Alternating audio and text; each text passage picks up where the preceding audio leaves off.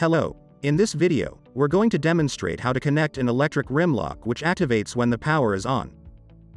The components needed for this setup are an AccuVox door phone, an electric rim lock, wire nuts, and a 12-volt power supply for the lock. Refer to the provided wiring diagram for guidance. Please take note that in this demonstration, the lock is connected to the door phone via the Relay A port. Consequently, we'll be enabling user-triggered access to Relay A on the door phone's web interface later. Firstly, intertwine the lock's 12 volts wire, marked V+, with the positive wire from the external power supply.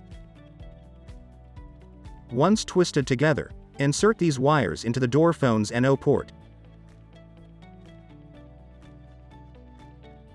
Next, gather the lock's GND wire, the external power supply's negative wire, and the lock's negative wire, marked L. Insert these into a wire nut and give it a twist to secure them. Pull gently on the wires to ensure they are firmly held. Following that, plug the lock's positive wire, marked L+, into the door phone's COM port. Before proceeding with unlocking the lock, we need to add a user with an RFID card and assign Relay A on the door phone's web interface. To do this, enter the device IP into your browser.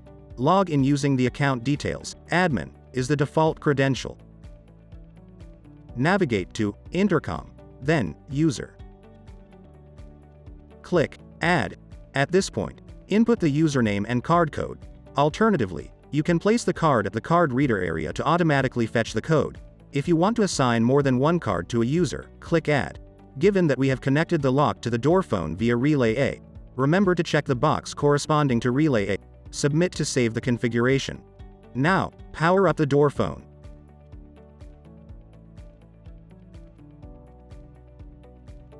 Present the card over the card reader area and now it's unlocked.